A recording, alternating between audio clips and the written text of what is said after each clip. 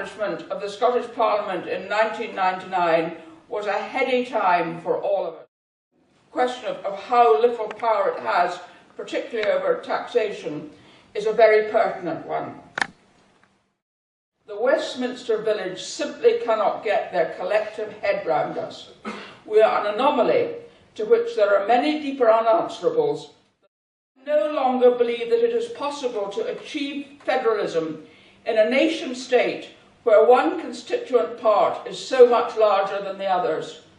At the time of the union of the parliaments, the population of England to Scotland was about 3-to-1, and it gave the opportunity of a reasonably equal partnership. But there has been a bleeding, particularly of the young and the ablest of our population, not just overseas, but southwards, because the opportunities to operate at the highest level have not been there in Scotland any longer. And now the population ratio is 9-to-1, and the lemming-like rush to the overcrowded wen of the southeast has made the body politic of the United Kingdom of Great Britain and Northern Ireland both toxic and outdated. And there is indeed something rotten in the state of the UK.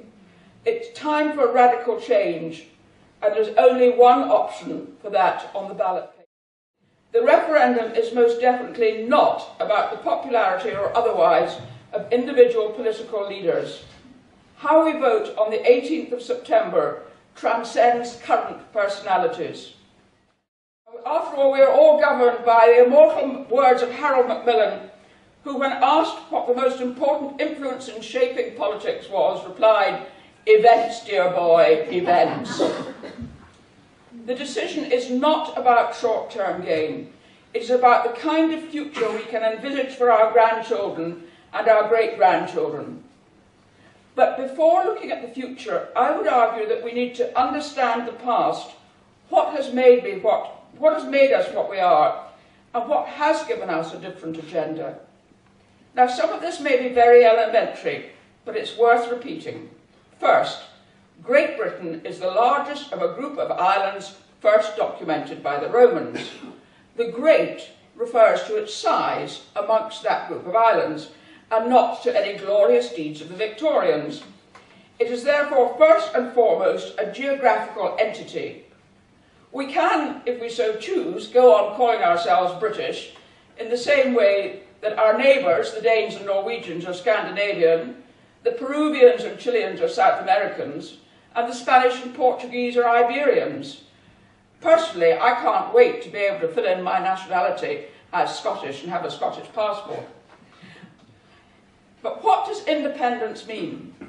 And the late, great Joe Grimmond once defined independence as a seat at the United Nations for Scotland between Saudi Arabia and Senegal.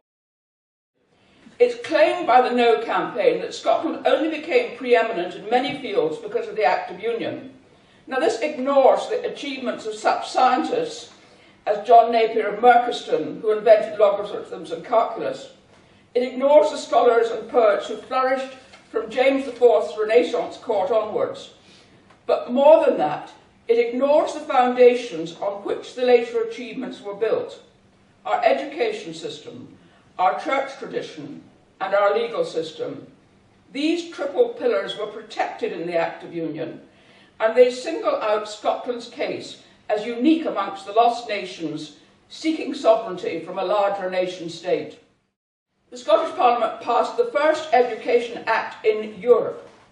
By the end of the 16th century, there were 4 universities in Scotland to England's 2, and John Knox's vision of a school in every parish was well underway.